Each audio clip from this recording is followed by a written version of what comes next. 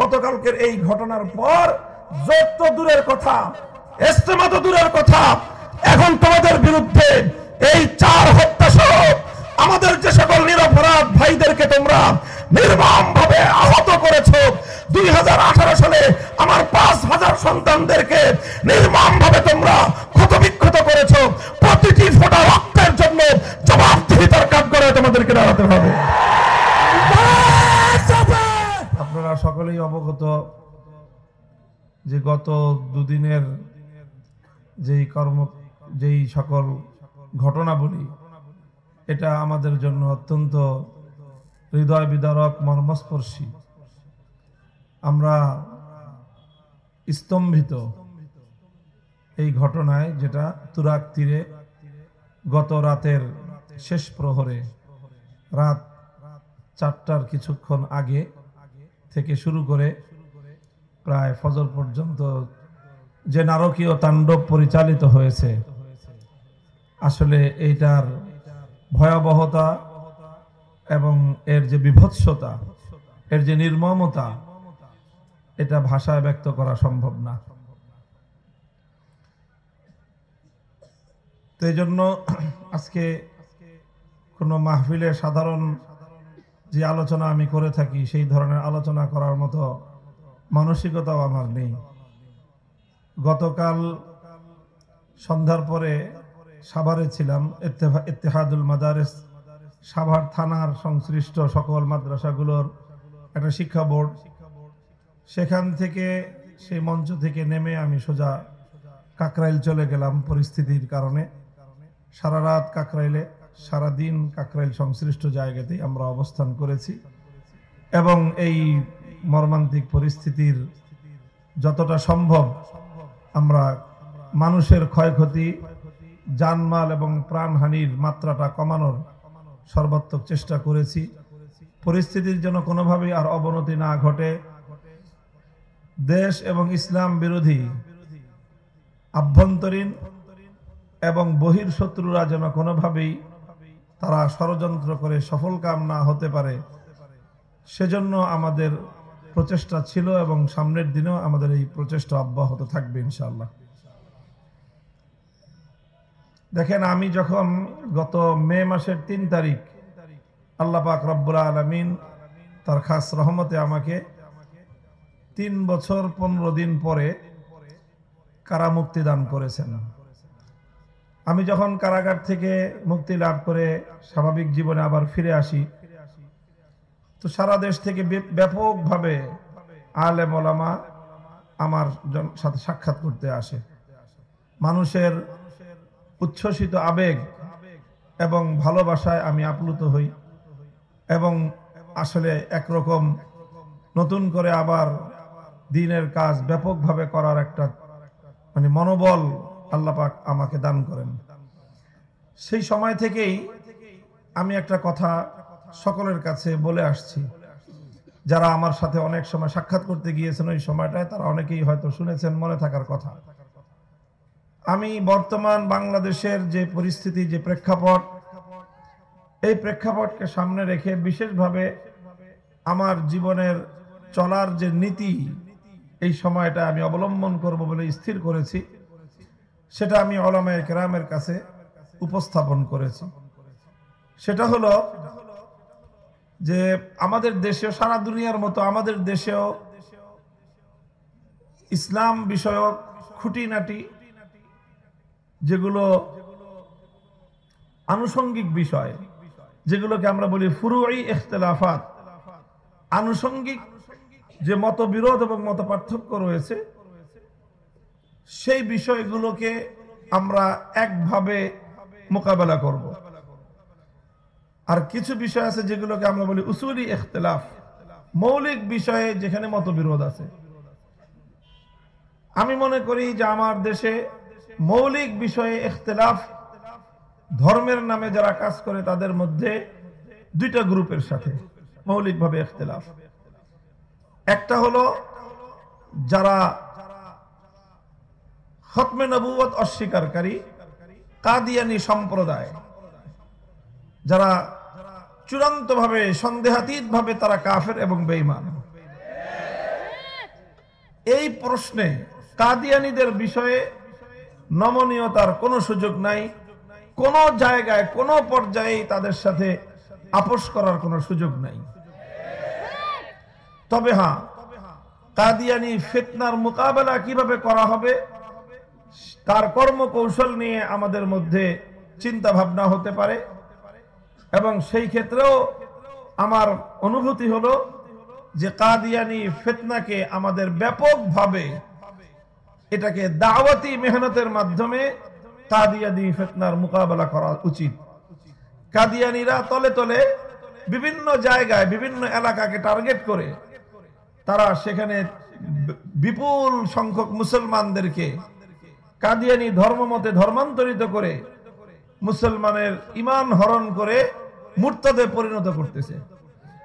কাজেই সেই সকল সংশ্লিষ্ট এলাকাগুলোতে কাদিয়ানী ফিতনার স্বরূপ উন্মোচন করে কাদিয়ানী ধর্মমতে দীক্ষিত হওয়ার যে ভয়াবহ পরিণাম, চিরস্থায়ী জাহান্নাম, সেই কথাগুলো মানুষকে বুঝায় কাদিয়ানী ধর্মমতের যে অসারতা, এর যে বাতুলতা, এগুলোকে প্রমাণ দিয়ে মানুষকে বুঝিয়ে সমঝিয়ে আবারও ঈমানের পথে ফিরিয়ে আনার জন্য নিরবচ্ছিন্ন নিরলস ভাবে এক মেহনত হওয়া দরকার। শুধুমাত্র কাদিয়ানী ফিতনার মোকাবেলায় আন্দোলন সংগ্রাম এবং তাদেরকে অমুসলিম ঘোষণার দাবির মাধ্যমেই কাদিয়ানী ফিতনার কার্যকর মোকাবেলা করা সম্ভব না।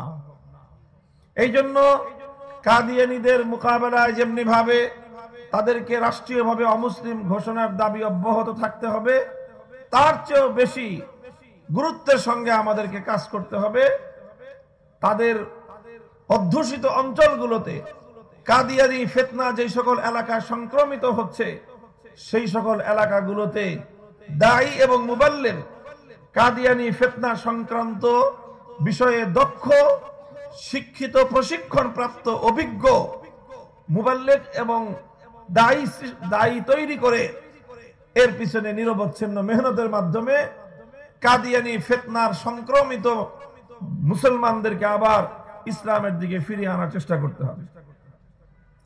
তো বলেছিলাম যে এই হলো একটা ফিতনা যাদের সঙ্গে আমাদের মত পার্থক্য হলো ঈমান আর কুফরের মত পার্থক্য। কিসের মত পার্থক্য? ঈমান আর কুফরের মত পার্থক্য। এই মত পার্থক্যের মধ্যে যেখানে এক পক্ষ মুমিন, যেখানে এক পক্ষ ঈমানের পথে, অপর পক্ষ কুফরের পথে, ঈমান আর কুফরের মধ্যে কোনোদিন আপোষ হতে পারে না। এখানে নমনীয়তার কোনো সুযোগ নাই। এটা হলো একটা জায়গা।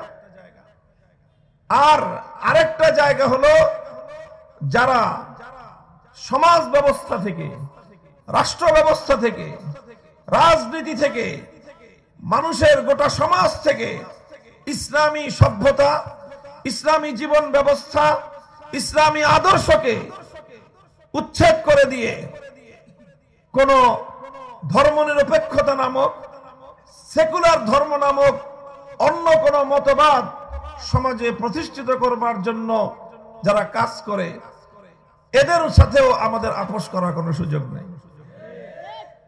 এদেরকেও মোকাবেলা করতে হবে।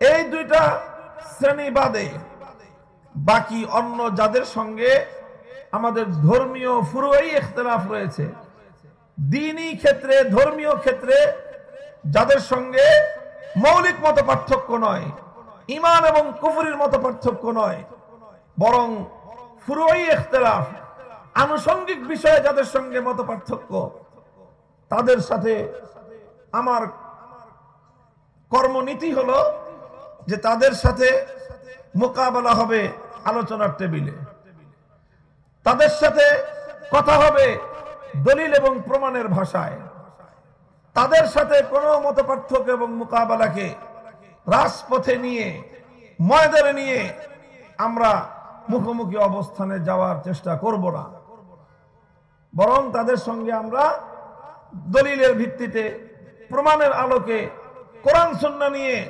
বিতর্ক করব। ইনডোর, ঘরোয়া ভাবে তাদের সঙ্গে এই সকল বিষয় নিয়ে বহস মুবাহাসা চলবে, আলাপ আলোচনা হবে, দলিল আদান প্রদান হবে। এইভাবে এই সকল বিষয়গুলির সঙ্গে আমরা মত পার্থক্যগুলোকে সমাধান করার চেষ্টা করব। এটা আমি একটা মূলনীতি হিসেবে আমি আমার এই সময়টায় নিজের জন্য অনুসরণীয় হিসেবে ধারণ করলাম। এই জন্য যারা ইসলামের ধারক বাহক এবং মৌলিক ক্ষেত্রে যাদের ব্যাপারে আলেম সমাজ ওলামায়ে কেরাম কুফরির কথা বলেন না, অর্থাৎ যাদেরকে কাফের বলেন না, যেরকম কাদিয়ানীদেরকে কাফের বলে থাকেন, হ্যাঁ কাফের না বলে যাদের ব্যাপারে বলেন যে তাদের মধ্যে ভ্রান্তি আছে, নানা রকম ভ্রান্তি আছে, অনেক দল উপদল আমাদের সমাজে আছে, এই সকল ভ্রান্ত মতবাদের অনুসারীদের ব্যাপারে আমার অনুসৃত নীতি ছিল যে তাদের সাথে মোকাবেলা হবে কোথায়? আলোচনার টেবিলে। কোথায়? কোথায় না? ময়দানে এবং রাজপথে না। এই নীতি অনুসরণ করার পর স্বাভাবিকভাবে অন্যান্য ইসলামী দল উপদলগুলোর মতো তাবলীগ জামাতের যে মতবিরোধ, যাদের সাথে মতবিরোধ, এই যে মাওলানা সাদ কান্দেলভি সাহেবের অনুসারী যারা সাদপন্থী, তাদের ব্যাপারে ওলামায়ে কেরাম এমন কোন ফতোয়া দেন নাই যে তাদের ঈমান নাই, এরকম কোন ফতোয়া দেন নাই।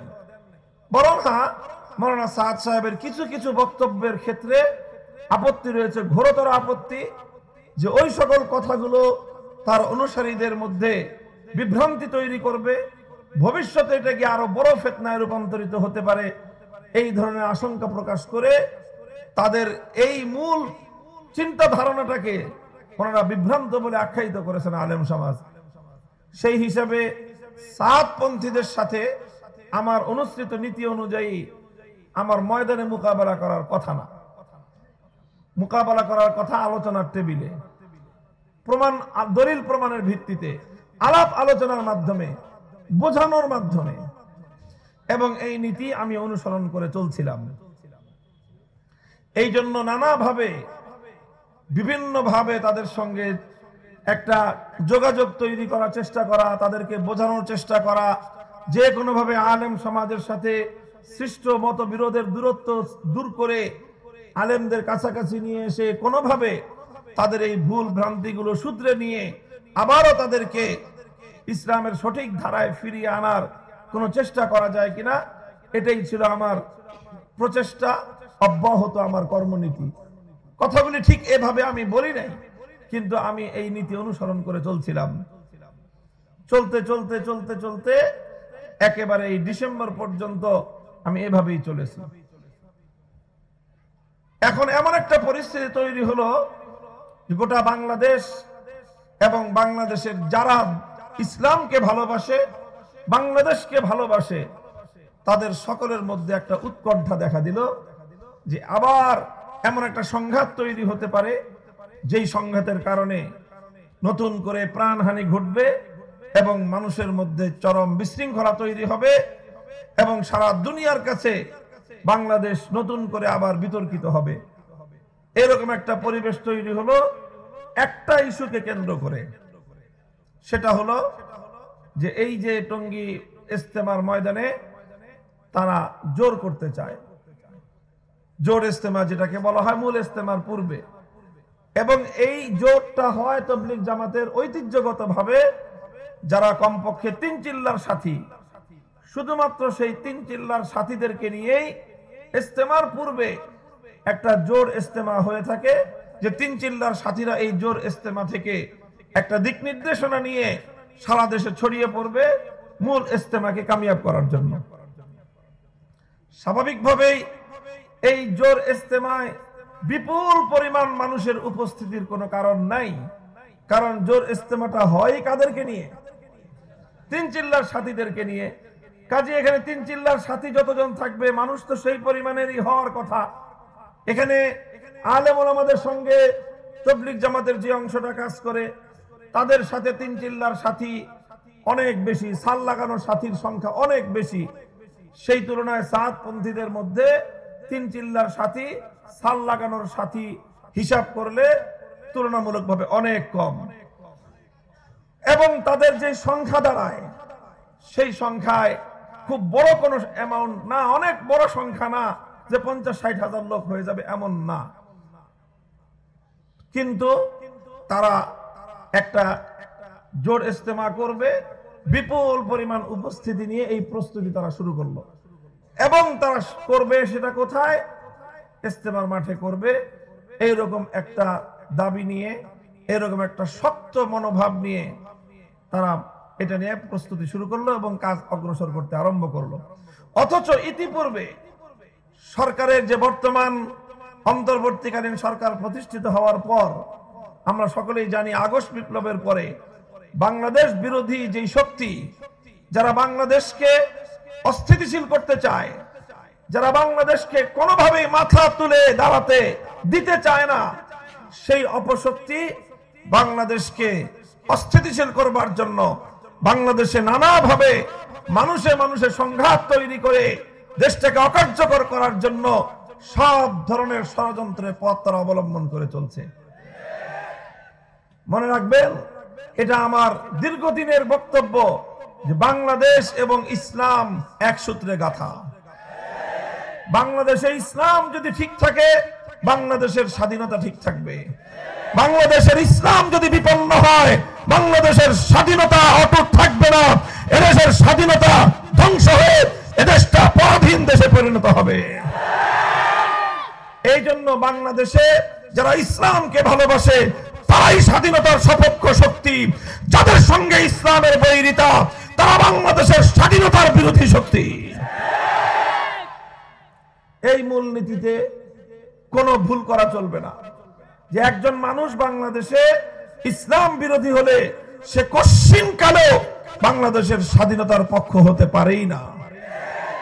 কারণ বাংলাদেশ যেভাবে গড়ে উঠেছে, 1905 সালের বঙ্গভঙ্গ, 1947 সালের দেশ বিভাগ, 1971 সালের মুক্তিযুদ্ধ, এই সব কিছুর মধ্য দিয়ে যে বাংলাদেশ গড়ে উঠেছে, এই বাংলাদেশের বৈশিষ্ট্যই হলো এখানে একটি মুসলিম জাতিসত্তার উন্মেষ ঘটবে। এই মুসলিম জাতিসত্তার মানচিত্র এবং তার ভৌগোলিক পরিচয়ের নামই হলো বাংলাদেশ। মুসলিম জাতিসত্তা যদি না থাকে, মুসলিম জাতিসত্তার পরিচয় যদি না থাকে, মুসলিম জাতিসত্তার পরিচয় যদি বিঘ্নিত হয়, বাংলাদেশ বিপন্ন হবে। এই জন্য এই বাংলাদেশটাকে রক্ষা করার জন্য, এই বাংলাদেশটাকে রক্ষা করার জন্য, বাংলাদেশের এই ভূগোলের প্রতি ইঞ্চি মাটি রক্ষা করার জন্য লড়াই করা, সংগ্রাম করা জিহাদ।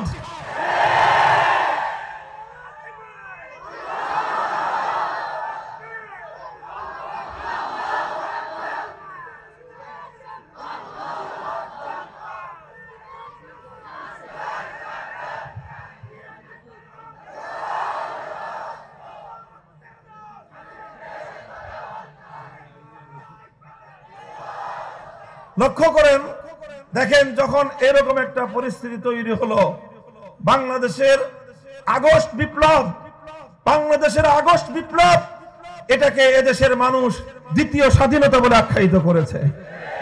অর্থাৎ আগস্ট বিপ্লবের সঙ্গে বাংলাদেশের অস্তিত্বের সম্পর্ক। আগস্ট বিপ্লব যদি ব্যর্থ হয়, বাংলাদেশের স্বাধীনতা বিপন্ন হবে। আগস্ট বিপ্লব যদি ব্যর্থ হয়, বাংলাদেশ অঙ্গরাজ্যে পরিণত হবে। আগস্ট বিপ্লব যদি ব্যর্থ হয়, বাংলাদেশ বিরোধী শক্তিরা বাংলাদেশটাকে ছিঁড়ে খুঁড়ে খাবে।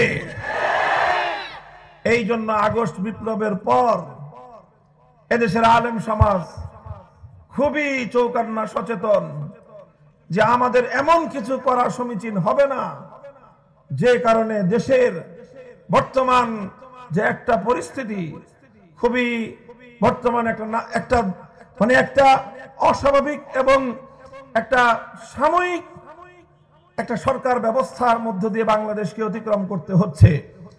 এই পরিস্থিতিতে কোন ধরনের সংকট তৈরি হওয়া, কোন ধরনের সরকারের উপর অতিমাত্রায় চাপ তৈরি করে নিজেদের দাবি দাওয়া আদায় করা, এটাকে আমরা মনে করি একটা সুযোগ সন্ধানী কাজ। দেশটা এখন একটা অন্তর্বর্তীকালীন সময় অতিক্রম করছে। সরকার হলো এখন একটা অস্থায়ী সরকার। তো একটা অন্তর্বর্তীকালীন সময় অতিক্রমকারী একটা দেশের একটা অস্থায়ী সরকারকে যদি সুযোগ পেয়ে যারা দাবির পরে দাবি তুলতে চায়, দাবির পরে দাবি তুলতে চায়, এটা অবশ্যই সুযোগ সন্ধানী একটা কাজ। এটা কোনো বীর পুরুষের কাজ নয়, এগুলো হলো কাপুরুষের কাজ। সুযোগ পেয়ে এখন সবাই যার যার মতো করে নিজেদের সামান্য সামান্য স্বার্থের জন্য দেশ এবং জাতির বড় ধরনের ক্ষতি করতে তারা দ্বিধা করে না। উলামায়ে কেরামের কৌশল ছিল এবং এটা আমাদের সুচিন্তিত আমাদের নীতি এবং পলিসি ছিল যে এই সময়টায় আমরা রাষ্ট্র এবং সরকার বিব্রত হয় এমন বড় ধরনের কোনো প্রয়োগ, কোনো ধরনের চাপ প্রয়োগ আমরা করব না। যদিও আমাদের অনেক কথা আছে, অনেক দাবি আছে, আমাদের অনেক আবেগ আছে, আমাদের অনেক এজেন্ডা আছে, আমাদের 15 বছরের জুলুম এবং নির্যাতন সহ্য করার দাস্তান রয়েছে, আমাদের ঘরগুলোতে আজও অনেক বিধবার কান্নার রোল আছে, আমাদের ঘরগুলোতে আজও অনেক এতিম সন্তানের বিলাপ রয়েছে, আমাদের ঘরগুলোতে এখনো অনেক সন্তানহারা মায়ের আহাজারি রয়েছে, আমাদের ঘরগুলোতে এখনো অনেক ভাইহারা বোনের আর্তনাদ রয়েছে, অনেক কিছু রয়েছে। সব কষ্ট বুকে চাপা দিয়ে আমরা শুধুমাত্র দেশ, জাতি এবং ইসলামের স্বার্থে এই সময়টাকে সুযোগ সন্ধানী হিসেবে আমরা ব্যবহার করতে চাই নাই। আর না হলে এদেশের আলেম সমাজের সেই সামর্থ্য রয়েছে, এদেশের আলেম সমাজের সেই সামর্থ্য রয়েছে যে আলেম সমাজ নিজেদের দাবিগুলো বুকে পাড়া দিয়ে আদায় করতে পারে, কিন্তু সেটা হবে দুর্বল সময়ে রাষ্ট্রের সঙ্গে ভীরুতা এবং কাপুরুষতার আচরণ। এই জন্য নীতি নির্ধারণী পর্যায়ের আলেম সমাজ সিদ্ধান্ত নিয়েছেন যে তাবলীগের এই বিষয়েও দীর্ঘদিনের আমাদেরকে বিগত ফ্যাসিবাদী সরকার এই বিষয়টা নিয়ে যার পর নাই আলেম সমাজকে উত্তপ্ত করেছে, বিরক্ত করেছে। আমাদের যারা আলেমদের অনুসারী তাবলীগপন্থী যারা আছেন, বিগত ফ্যাসিবাদী সরকারে তাদের দুইটা উপাধি ছিল, একটা হলো পাকিস্তানপন্থী আর একটা হলো হেফাজতি। বলেন, সাতপন্থী এমন কোন তাবলীগী নাই যে দৈনিক 2-4 বার হেফাজতি জপ না জপতো। হেফাজতি বলে গালি দেওয়া হতো। কেন হেফাজতি বলে কেন গালি দিত? গালি দিত এই জন্য যে হেফাজতি বলে গালি দিলে শেখ হাসিনা খুশি হয়। শেখ হাসিনার আনুকূল্য লাভ করার জন্য তাবলীগ জামাতের এই পন্থীকে, এই পক্ষকে তারা হেফাজতি বলে আখ্যায়িত করত, হেফাজতি বলে গালি দিত, হেফাজতি বলে সরকার এবং ফ্যাসিবাদী রাষ্ট্রের ফ্যাসিবাদী সরকার প্রধানের আনুকূল্য পাওয়ার জন্য যা যা করতে হয় তাই তারা করেছিল। এই সব আমরা নীরবে সহ্য করেছি। যখন ফ্যাসিবাদী সরকার বিলুপ্ত হয়ে গেল, নতুন সরকার গঠিত হলো, এই সময়ে আমরা আরো অনেক বড় বড় দাবি নিয়ে আমরা মাঠে অগ্রসর হতে পারতাম।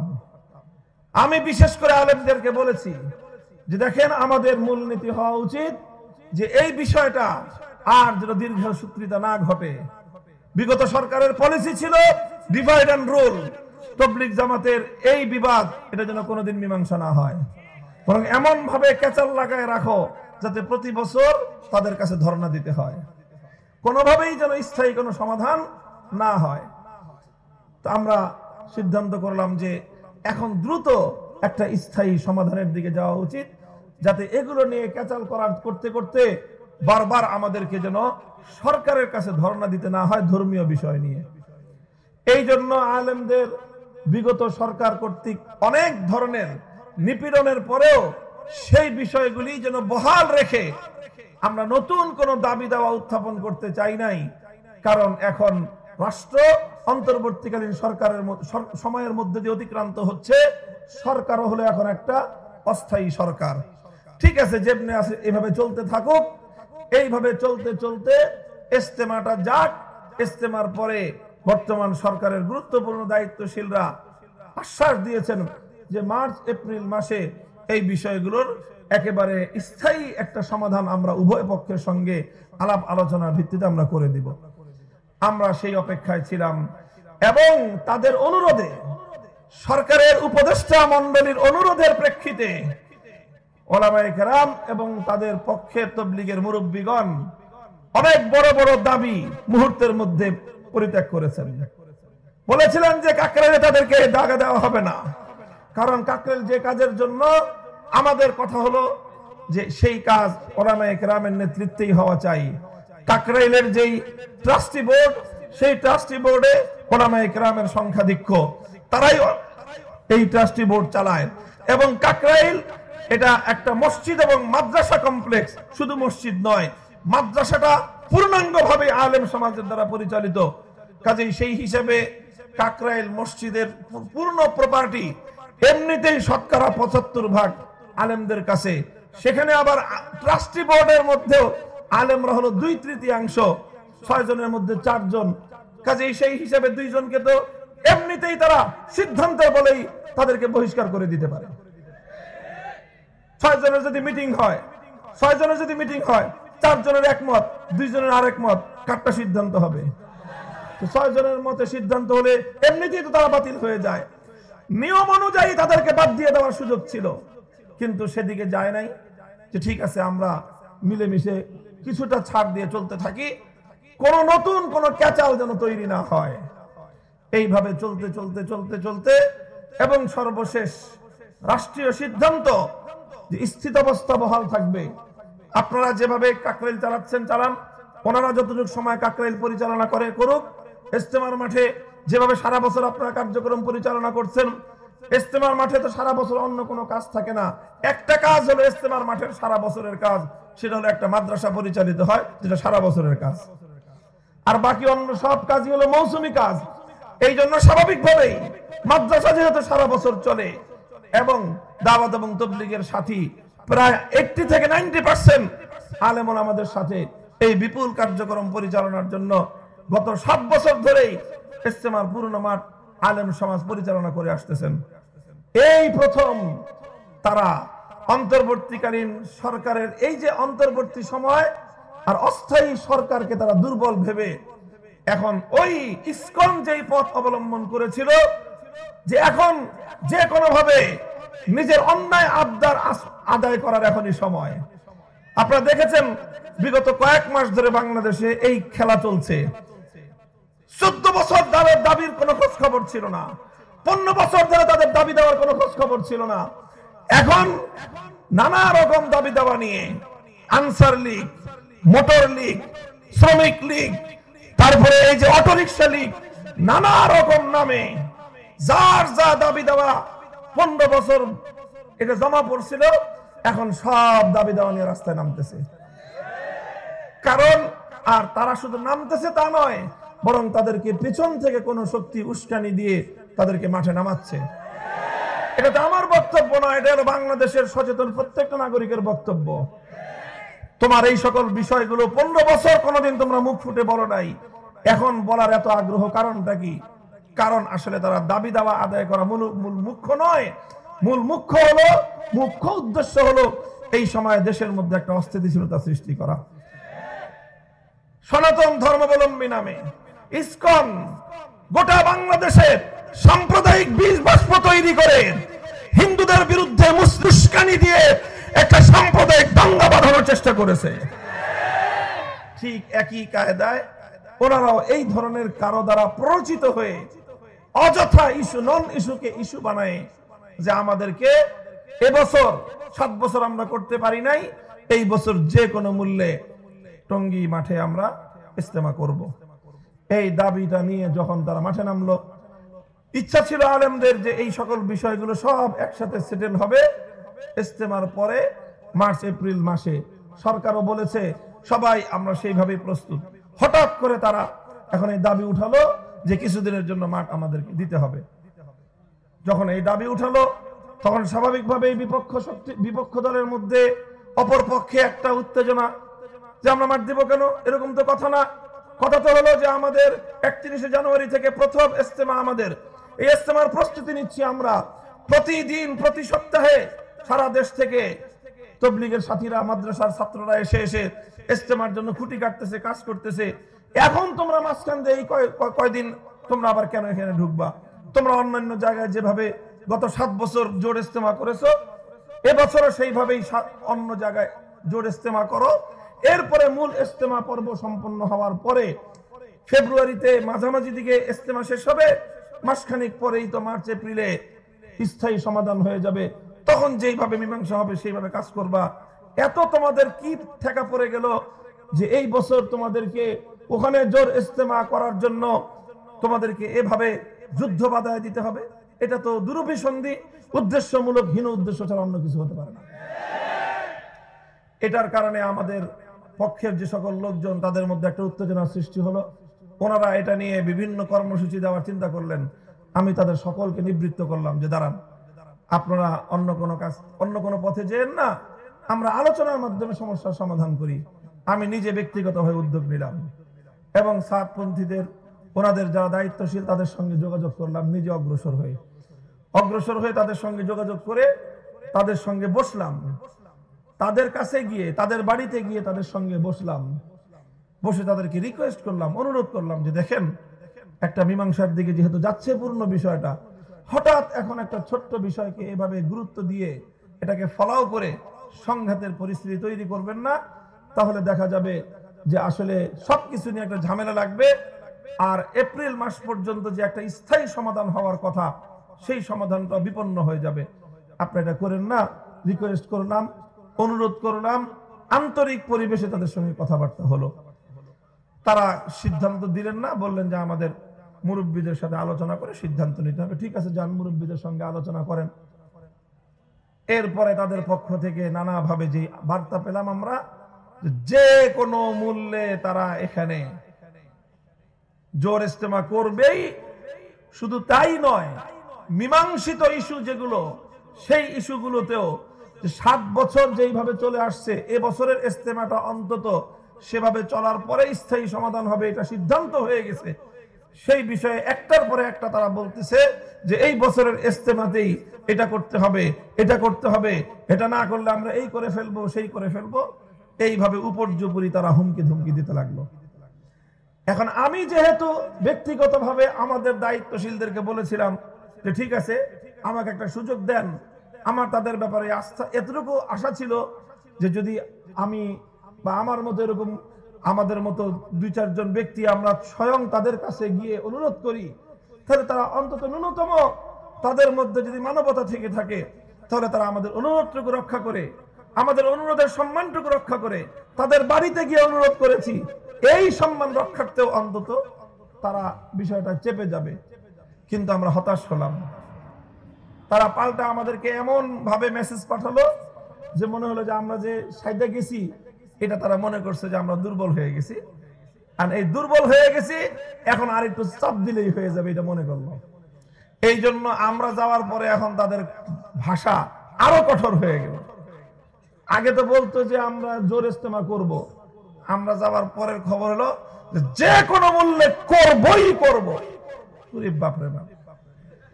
তখন তো আমি যাদের সাথে কথা দিয়েছিলাম যে তাদেরকে আমি আলোচনার মাধ্যমে বিষয়টা মীমাংসা করতে পারবো, এখন আমি তো ব্যর্থ হয়ে গেলাম। এখন ব্যর্থ হয়ে এখন ইসলামের মূলনীতি অনুযায়ী وَإِن طَائِفَتَانِ مِنَ الْمُؤْمِنِينَ اقْتَتَلُوا فَأَصْلِحُوا بَيْنَهُمَا فَإِن بَغَتْ إِحْدَاهُمَا عَلَى الْأُخْرَى فَقَاتِلُوا الَّتِي تَبْغِي حَتَّى تَفِيءَ إِلَى أَمْرِ اللَّهِ فَإِن فَاءَتْ فَأَصْلِحُوا بَيْنَهُمَا بِالْعَدْلِ وَأَقْسِطُوا إِنَّ اللَّهَ يُحِبُّ الْمُقْسِطِينَ। কোরআনে পাকের সূরাতুল হুজরাতে আল্লাহ পাক রব্বুল আলামিন দুটি মুমিন দলের মধ্যে যখন কোনো বিবাদ তৈরি হয়, তখন সেই বিবাদ মীমাংসার জন্য আল্লাহ পাক যে মূলনীতি বলেছেন সেটা হলো, লক্ষ্য করেন, এটা সকল ক্ষেত্রে কার্যকর। দুইটা মুমিন পরিবার, দুইটা মুমিন সোসাইটি, যে কোনো দুইটা মুমিন দলের মধ্যে যখন কোনো একটা বিষয় নিয়ে বিভেদ দেখা দিবে, তখন তৃতীয় পক্ষের কাজ কি? ফাসলিহু বাইনাহুমা। তৃতীয় পক্ষের কাজ হলো দুই পক্ষের মধ্যে তোমরা মীমাংসা করে দাও। এখন যদি এমন হয় যে সালিশ যারা দুই পক্ষের মধ্যে মীমাংসা করতে গেল অথবা অনুরোধ করলো, যদি এক পক্ষ তারা যদি কোনোভাবেই নমনীয় না হয়, বরং তারা যদি ফাইম বাগাত ইহদাহুমা আলাল উখরা, এক পক্ষ যদি আরেক পক্ষের উপর অন্যায়ভাবে চাপ প্রয়োগ করতে থাকে, তখন তৃতীয় পক্ষের কাজ হলো, আল্লাহর কোরআন বলেছে যে তখন তোমরা আর নিরপেক্ষ থাকবা না, তখন তোমরা একযোগে যারা বাড়াবাড়ি করতেছে সবাই মিলে ওদেরকে ধরবা। এখানে আর কোনো কেউ নিরপেক্ষ থাকবে না। তখন আগে দ্বন্দ্ব ছিল দুইজনের, 10 জন মিলে গেছে দুইজনের মধ্যে মীমাংসা করতে। এখন যার কারণে মীমাংসা বাধাগ্রস্ত হবে 10 জন তার বিপক্ষে অংশ নিবে। এখন আগে ছিল একজনের সঙ্গে বিরোধ, এখন হবে 11 জনের সঙ্গে বিরোধ। তুই আগে একজনের সাথে বিরোধ করেছিস, এবার আয় আমরা 10 জন সহ তার সাথে যোগ দিলাম।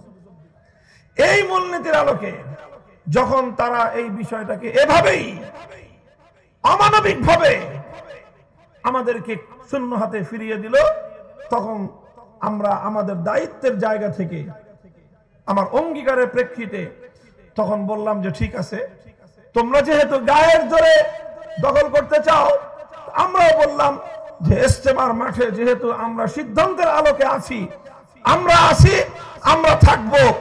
কেউ যদি পারে তাহলে আমাদেরকে দেখে উৎখাত করুক। আমাদের সেই দিনের বক্তব্যে আমার কথা এতটুকুই ছিল। আমার অন্যান্য সাথীরা বলেছে, মাওলানা আমানুল হক সাহেব স্পষ্ট ভাষায় একটা কথা বলেছেন যে 2018 সালে যেভাবে আমাদের রক্ত দিয়ে, আমাদের বুকের রক্ত দিয়ে তুরাগ নদীর পানি রঞ্জিত হয়েছে, যদি আবার আমাদের কাছ থেকে মাঠ নিতে হয় তাহলে আমাদের বুক থেকে রক্ত নিতে হবে, এছাড়া ইজতেমার মাঠ আমাদের কাছ থেকে নিতে পারবে না। ওনাদের বক্তব্যটা অত্যন্ত পরিষ্কার ছিল যে আমরা মার খাবো কিন্তু আমরা আঘাত করব না, আমরা আঘাত সহ্য করব, আঘাত করব না, আমরা জুলুম সহ্য করব, জুলুম করব না। এই যে আমাদের কথা ছিল, গত রাতে তারা সেটাকে অক্ষরে অক্ষরে বাস্তবায়িত করেছে। আমি ভেবে কুল পাই না, এত নৃশংসতা নিয়ে, এত বর্বরতা নিয়ে, এত ভয়াবহ জিঘাংসা নিয়ে কিভাবে তারা দাওয়াত এবং তাবলীগের মধ্যে একটা কাজ করে। ভাই 50,000 লোক, কত হাজার, ওখানে বিপরীত দিকে লোক ছিল 4-5 হাজার, তাও ঘুমন্ত। আচ্ছা বলেন 50,000 লোক ঢুকছে, আচ্ছা জোর করে ঢুকলা, লোকগুলোকে মারার দরকারটা ছিল কি তোমাদের? বলেন বলেন কোন দরকার ছিল? তারা তো এমনি ঢুকে গেছে তারা।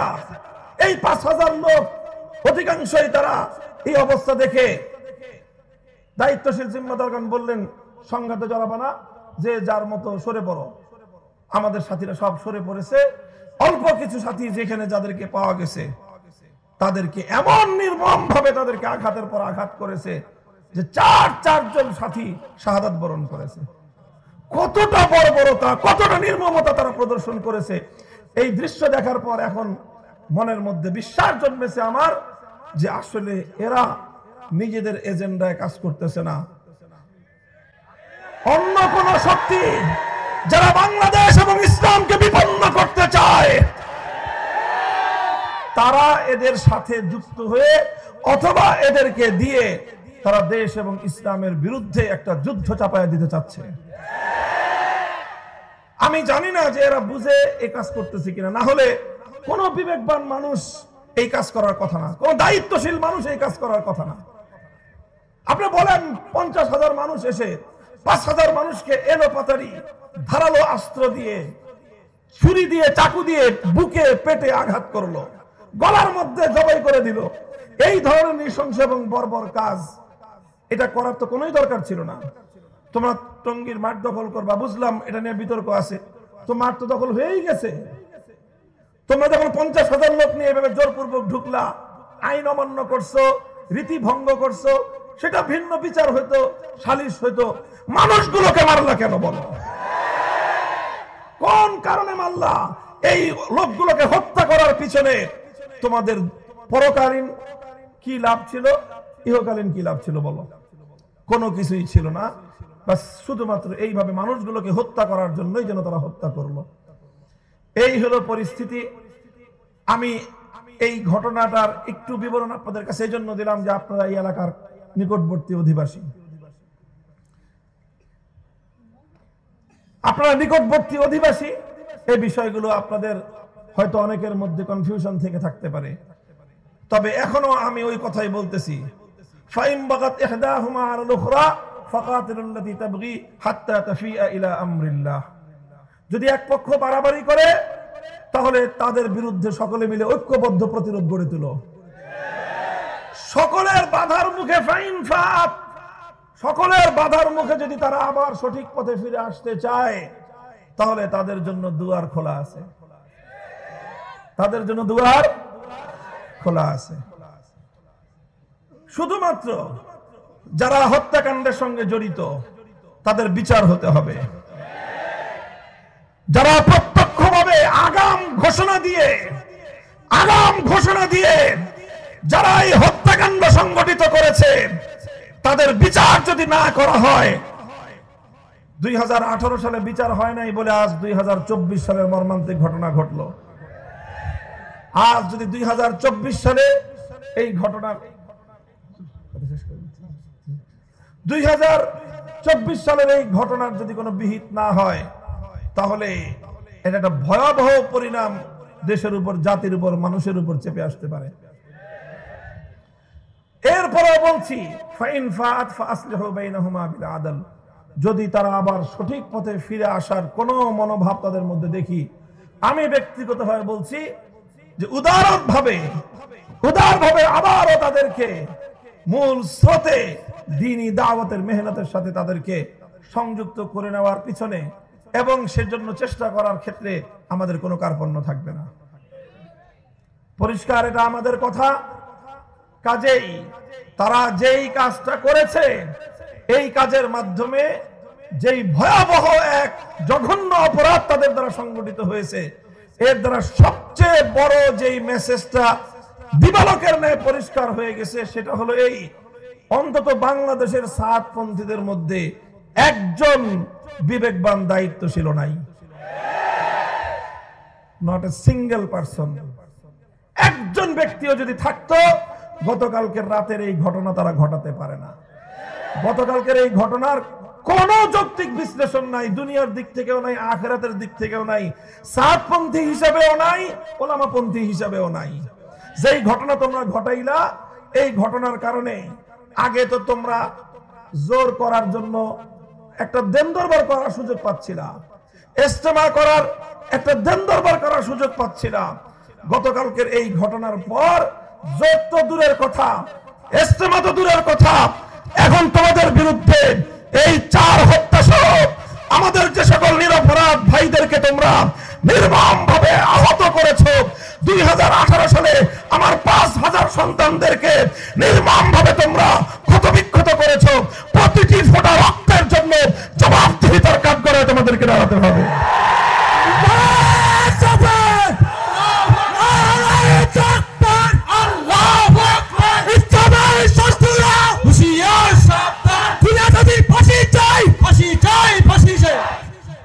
মোহতারাম হাজির, আমি আর কথা লম্বা করতেছি না। আমাদের বর্তমান বাংলাদেশের মাননীয় ধর্ম উপদেষ্টা, আসলে ধর্ম উপদেষ্টা এটা ওনার সবচেয়ে ছোট্ট পরিচয়, ওনার সবচেয়ে বড় পরিচয় তিনি আমাদের আল্লামা খালেদ হোসেন। বাংলাদেশে আমাদের একজন কওমি অঙ্গনে একজন ডক্টর আফম খালিদ আছেন, এটাই হলো ওনার সবচেয়ে বড় পরিচয়। তিনি বাংলাদেশের একজন স্বনামখ্যাত মুহাদ্দিস, তিনি বাংলাদেশের একজন প্রথিতযশা লেখক এবং গবেষক। আমাদের আলেমদের মধ্যে মানে চলমান সময়ে যাদের ক্ষুরধার লিখনি একাধারে লিখে গিয়েছে বছরের পর বছর, তার মধ্যে হযরতের নাম একেবারে শীর্ষ কাতারে। আল্লাহ পাক রব্বুল আলামিন হযরতের হায়াতকে বরকতের সাথে দীর্ঘায়িত করেন এবং হযরতের বরকতকে আল্লাহ পাক রব্বুল আলামিন জাতির জন্য ব্যাপক করেন। আমি ওনার হযরতের কাছেও এই অনুরোধ রাখবো যে ঠিক এভাবেই আমরা কোনোভাবেই তাদের উপরে কোনো অন্যায় করতে চাই না, কিন্তু যেই লক্ষণটা প্রকাশ পেল, যে আমি এই কথাটা আবারও বলছি, দেখেন এটা একজন সাতপন্থী হিসেবে, একটা পন্থী হিসেবে কিভাবে তারা এই কাজটা করতে পারে। এরকম একটা হত্যাযজ্ঞ বর্বরতা পরিচালনা করলে তাদের জন্য যে একটা বড় ধরনের সমস্যা হবে এটা তো পাগলেও বুঝে। বলেন এটা পাগলে বুঝে না? কিন্তু এটা পাগলের মতো বিবেকটাও এই পুরা গ্রুপের আগাগোড়া কারণ নাই। এইরকম একটা আনব্যালেন্স, এই ধরনের একজন দায়িত্ব জ্ঞানহীন একটা পূর্ণ জামাত, এত বড় একটা দল যদি একটা দেশে থাকে, সেই দেশে নানা ধরনের অকারেন্স, নানা ধরনের বিশৃঙ্খলা, নানা ধরনের জবাবদিহিতাহীন কার্যকলাপ চলতেই থাকবে। এই জন্য এটা শুধুমাত্র এখন শুধু তবলিগের সাথীদের সমস্যা নয়, এটা একটা বাংলাদেশের সমস্যা। এই সমস্যা গোটা বাংলাদেশকেই সমাধান করতে হবে। কালকের ঘটনা পরম্পরা যদি কেউ বিশ্লেষণ করেন, আমার প্রত্যেকটা কথা আপনার কাছে বোঝানোর জন্য আলাদা যুক্তির প্রয়োজন হবে না। বৈষম্য বিরোধী ছাত্র আন্দোলনের নেতৃবৃন্দ সার্জিস আলম এবং হাসনাত আব্দুল্লাহদের সঙ্গে তারা যে আচরণ করেছে, তাদেরকে যেভাবে ব্ল্যাকমেইল করেছে, জিন্দা মানুষ তারা এখনো ঢাকার শহরে তাদের কথাকে বিকৃত করে, তাদের কথা দিয়ে পাবলিকরে ভুল টুল বুঝে তারা এই কাজ ঘটায় ফেলছে। অথচ তখনও সার্জিস আর হাসনাত আব্দুল্লাহ এরা কিন্তু সব জিন্দা, এরা দেখতেছে যে আমাদের কথাগুলোকে বিকৃত করে এই ধরনের কাজ এরা ঘটায় ফেললো। কাজে এই জন্য কোন সুস্থ মস্তিষ্ক সম্পন্ন লোক ওখানে আছে বলে আর এটার কোনোই অবকাশ নাই। কাজে এই লোকগুলোকে হয় এদের দায়িত্বশীল সকলকে এদেরকে কোন একটা মানসিক হাসপাতালে ভর্তি করে দীর্ঘ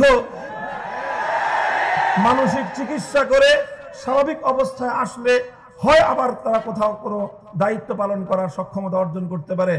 আর না হয় এই ধরনের মানসিক ভাবে বিকারগ্রস্ত লোকগুলো যারা এইরকম একটা বর্বরতা এইভাবে চালায় ফেলতে পারে, অথচ ইতিপূর্বে আরেকটা বর্বরতা চালিয়েছে, এরকম একটা তিক্ত অভিজ্ঞতা থাকার পরেও আবার গতকালকের ঘটনা বিনা উস্কানিতে একতরফা ভাবে যেভাবে ঘটিয়েছে, এই ঘটনার পর এখন আর কোনোভাবেই তাদের উপর বিন্দু মাত্র আস্থা বাংলাদেশ রাখতে পারে না।